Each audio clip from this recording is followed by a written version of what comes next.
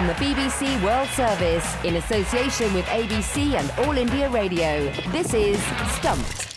Hello and welcome to Stumped, your intercontinental hit of news, features and debate from the quirky world of cricket. I'm Alison Mitchell and I'm in the commentary box at Lord's, looking out over a sun-drenched ground at the moment. I've just seen the New Zealand captain Kane Williamson come out and have a good feel of the pitch right opposite his old teammate Brendon McCullum in England kit, who came out and had a good feel of the kit as well. So it is a new start, a New England coach, a New England captain in Ben Stokes. And I'm just back from commentating on the French Open tennis as well. So a little bit of a switch for me. But yeah, really excited to be here at Lord's. The international summer starts here in England. You've warmed up, Ali. It's Jim Maxwell for the ABC in Sydney. Not much cricket going on down here other than they just released the program for next summer. And I think almost every team on the planet's visiting Australia at some point. Certainly South Africa's here for some tests with the West Indies, and there's a lot of white ball cricket as well. So let's all get ready to watch New Zealand play England. Looking forward to that. Hello, I'm Charu Sharma for All India Radio in Rajkot in West Gujarat. And the weather here couldn't be more different than Bangalore, which is cool and Scottish-like. It's very hot here right now. But, these T20 state leagues, and I'm about to do the Saurashtra Premier League, are actually the birthplaces of all the raw, hungry talent bursting through to the IPL. So I suppose the guys wouldn't mind the little bit of heat here. And, of course, all of Gujarat is still celebrating their fabulous first-ever season win the IPL. Yep, a fairy tale ending then for Gujarat Titans in their first ever season in the IPL, and they led the way throughout. They finished top of the table, 20 points from 10 games in the league stage, and then they came up with the goods when it mattered most in the final, beating Rajasthan Royals in front of over 100,000 spectators at that stadium in Ahmedabad. And I'm joined, pleased to say, by one of the standout performers from Gujarat Titans, a real star of the team, South Africa batter, now IPL winner, David Miller. Congratulations, David. Welcome to Stumped. How are you doing? Thank you very much. All good, thank you. Just happy to be here, and just excited about what has happened. Yeah, where do we find you at the moment post IPL final? What does an IPL winner do? Gave myself 30 hours in India with the team. We celebrated, did a couple things, and then I shot off to the Maldives. I'm here for 3 days, and I'm actually leaving. I'm heading back to India tomorrow. So I've got a series there in India. It just seemed a little bit easier to come to Maldives rather than home. Yeah, get some chill out time. Don't blame you at all. Now, tell us about Gujarat Titans and just how and why you as a team managed to keep up that standard so consistently high throughout, because there are always, of course, some question marks about a new franchise and how they would fare. So what do you put this success down to? It was an incredible season, but I think the environment was a relaxed environment, one of just seemed like everyone could sort of have their say and feel a part of the unit, led by the management, which was great. And then on the field, I think there was key moments in T20 cricket that you always need. There was key moments that guys put up their hand throughout the season, and did what we needed when most expected. So I think I think there was 9 or 10 different man of the matches throughout the 16 games. And often you get players doing really well, certain players doing really well throughout. But this particular IPL, everyone contributed in somewhat way. And it was just a complete team effort, which is great to have. Yeah, I know Jim will come in a moment, but just first, that Ahmedabad Stadium, I mentioned 100,000 seater. What was that experience like, playing in front of that crowd? Yeah, it was definitely the biggest crowd I've ever played under, in front of, and it was I suppose once in a lifetime experience. I hope it happens again in the sense that we play a final in Ahmedabad, but to play a final in front of 105,000 people, it is sort of, as you mentioned, a fairy tale finish. So it really was a great season, and then to have no support throughout the competition in the sense of spectators, and then having everyone supporting us for the final, being at home, was quite a special thing. I actually got a little bit emotional. not emotional, but it's like, I just took it in completely in the warm-ups, looking around in the crowd and just seeing, the mass of people that were there, and just sort of hit me that, we're in the IPL final and here we are. So it was a very special moment, something that I always cherish forever. David, Jim Maxwell in Sydney, you certainly played a huge part in the Titans' success, an average of over 68, the best of anyone in this season's IPL, including 32 from 19 balls in the final. How do you feel about your form and, from an individual point of view, the way you expressed yourself? Yeah, Jim, it was a very nice season. I just enjoyed throughout the season. I got given a complete run throughout, where I found myself in the last 4 to 5 years in the IPL, sort of in and out, not really getting too many games. So it was nice to get back from the word go and, told up front that I'm going to be, playing most of the games, in fact, all of them. So it's nice with that assurity to just go out there and do what I know I can do. I have been feeling really good the last couple of years with my personal game. So it was just really nice to do it at the IPL, where, as I said, I haven't played too many games. So it was a special season, and I think being in the middle order, for what I really enjoyed is, I happened to be there for quite a few, 4 or 5 games, at the finishing the game off. And that's what I sort of strive to do, being in the middle order, seeing the guys home. And it was just everything sort of aligned and went really well. But you've stated that you've changed your mentality, your approach, how to manage failure, and that's resulted in this great improvement. Tell us a bit more about that experience. Yeah, definitely. Like I said, I've been around for some time now, and I think you would expect to get better as a player over the years if you're not wanting to learn and wanting to keep working hard. And I think, like I said, the last couple of years, I've really sort of found out what works for me and sort of my blueprint towards the shorter format, and really just trying to implement that in every single game. You're never guaranteed success, but I think if you are doing the right things more often than not, you most probably will be more successful than not. So I think it's just about trying to sort of start afresh every game and stick to the process, and and really just work out the situation and scenarios, chasing or setting is pretty key. So just trying to sort of stick close to that. Hi, David. This is Charu Sharma. I'm in Rajkot, where you'll be playing a match a few days from now. There's a local league going on, the state league. If I can take you back to the auction, it's been very up and down for you in the IPL, and the value, if I may say so, was dwindling over the years. And then on day one, unsold, was the Miller household watching? What was your thought at that point of time? I actually wasn't.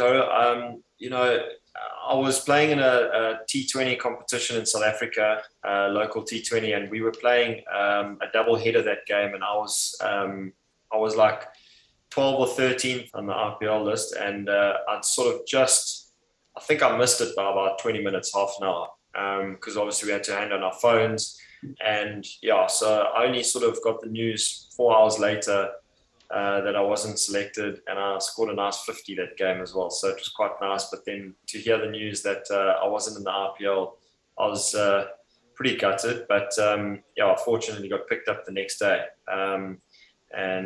so I wasn't watching. David, settle this for us. There's a lot of talk about how a first-time franchise has gone on to win. So from your perspective, since you've been around the block a bit in terms of number of franchises, does it really make a difference? Because there's a school out there that says, well, these guys are professionals. It doesn't matter who they play for. But does it really make a difference at all which team you're playing for in terms of management or ownership?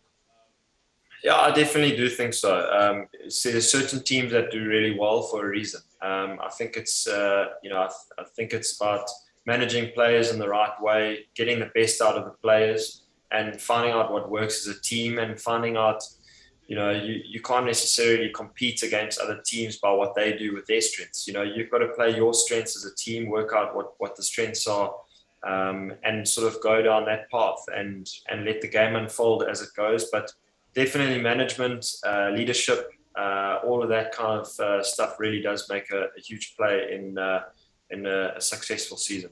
Well, we can't leave out Mr. Leader himself. We're talking about leadership, Hardik Pandya. Now, he was elevated to a captain, come out of the shadows of Rohit Sharma. So how was your relationship with him? How was he with the rest of the team? And do you think he's the right man to perhaps lead India in the times to come? Yeah, I really enjoyed getting to know Hardik. I knew him from before, just playing against him in the various different games and tournaments. But it was great to get to know him. I mean, he's a big, large kind of character. He's a match winner. And it was just nice to get to know him on a personal level, where I actually found out he's an incredibly humble, down-to-earth kind of guy, very caring towards the whole unit, and I think challenged a lot of guys in different ways, but more so just brought everyone together in a very unique way. And I think he's got, I know he's got incredible leadership skills. He's got that presence, that aura. So it was great to play under him and just get to know him as a friend. And I really do wish him all the very best for whatever comes his way with Indian cricket, and if it may be leadership, etc., etc. David, you mentioned the T20 series you've got coming up internationally wise. You batted mostly at 5 for the Titans. You're usually at 6 for South Africa. Are you sort of gunning for a little bit of a rise up the order? I must be honest, I would like to bat higher up. But saying that in the South African team, we've got a really solid 6 batters, and I really do feel like in the international cricket, whatever sort of role I get given, I'd like to overcome it in whatever way, and best as I can. It has been a fairy tale for you personally, unsold in the auction and now being an IPL winner. What goals are you now setting for the remainder of this year alone? It's quite a difficult question because I generally like to try and keep things pretty simple. I don't like to overthink too many things. So genuinely for now, I just want to really do well for South Africa and have an extremely competitive series there as a team in India. And I'm going to England for 6 weeks in July and August, then going to the Caribbean in September, and then the World Cup at the end of the year. So there's quite a lot of cricket coming up. So I think it's just trying to not necessarily look too far ahead, just trying to keep things pretty close and keep ticking off the boxes as I go along. But it would be great to lift another trophy, and that would be the World Cup at the end of the year. So if you're talking about goals, that's definitely one to look forward to, and hoping that we can tick that box. Yeah, I look forward to seeing you in action over here in the English summer, that is for sure. David, congratulations on the IPL win. Enjoy what is left of your Maldives break. It sounds wonderful. Thanks for joining us. Thank you very much, guys. I really appreciate it. That is David Miller, IPL champion with Gujarat Titans. From the BBC World Service, this is Stumped on ABC and All India Radio. Let's turn our attention to the Test series between England's men and New Zealand, who are the World Test champions, because it doesn't usually provide months of talk and discussion in the build-up, but there's a real sense of anticipation here at Lord's because of the changes that have gone on behind the scenes in the England camp in particular. Got the question of how will Brendon McCullum, the new coach, approach his first Test. You've got Ben Stokes, the new England captain. Will he hit the ground running? Will Devon Conway fill the shoes of Ross Taylor at number 4?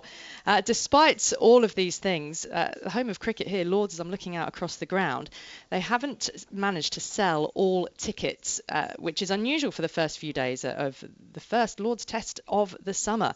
I went online this morning at 8 o'clock. Well, first of all, we were told that almost 20,000 were unsold over the first 4 days. As of 8 o'clock on day 1, I counted 422 seats that were still available for purchase. Charu, if you were visiting Lord's, how much do you reckon you'd be prepared to pay? And in particular, if you were bringing along an under-16 with you?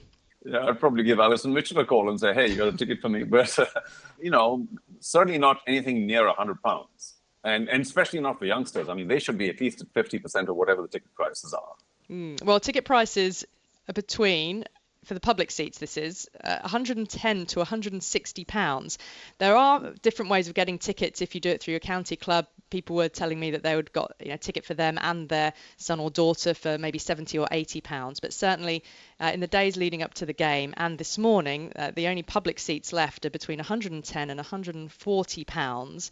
and juniors the same price as adults. Now, there is a section, a certain number of concession seats made available. MCC haven't been able to give me a figure of how many, but they have said that on day 4 of the match, they are making a further 2,000 concession tickets available to buy. Clearly, at the moment, there are no concession tickets left. The only prices you can get are these 100+ prices with adult and junior tickets costing you the same. So that's certainly putting off a lot of people, it seems. Jim, MCC are also sort of partly blaming the Queen's Platinum Jubilee celebration. I'm wearing red today as it's the start of a long bank holiday weekend, but it's a double bank holiday. Maybe people around London in particular have taken the opportunity to get out of town. Do you think that is a reasonable excuse as to why Lord's isn't selling out for the first test of the summer? Well, from what you've been saying, it sounds like quite a few are going to be there. Is the Queen going to be there? Is she doing well, they wouldn't tell us in advance if she was. That's right. Well, maybe that's the surprise part of it the next couple of days, because she normally shows up to welcome one of the visiting teams at Lord's, but it sounds like it's going to be as they say in the classics, a bit of a ball terror with McCullum in charge and Stokes playing. We might see England actually chase a score on the final innings for a change, or do something remarkable. Maybe those old duffers with a new ball, Broad and Anderson, will rip through New Zealand and create a winning position for the home team. I think there's a lot to look forward to about this match, and I'm glad that I've got a seat in front of the television, because I wouldn't pay 160 quid to go. Well, that is all we've got time for this week on All India Radio. So I will say thanks to Charu Sharma and Jim Maxwell, and of course to you all for listening. Don't forget you can follow us on Twitter. We're at BBCWS Sports, and use the hashtag BBC Stumped. And check us out on YouTube as well. Go to the BBC World Service's YouTube channel, and make sure to join us again next week. Bye for now. Stumped is a BBC sport production for the BBC World Service, in association with the Australian Broadcasting Corporation and All India Radio.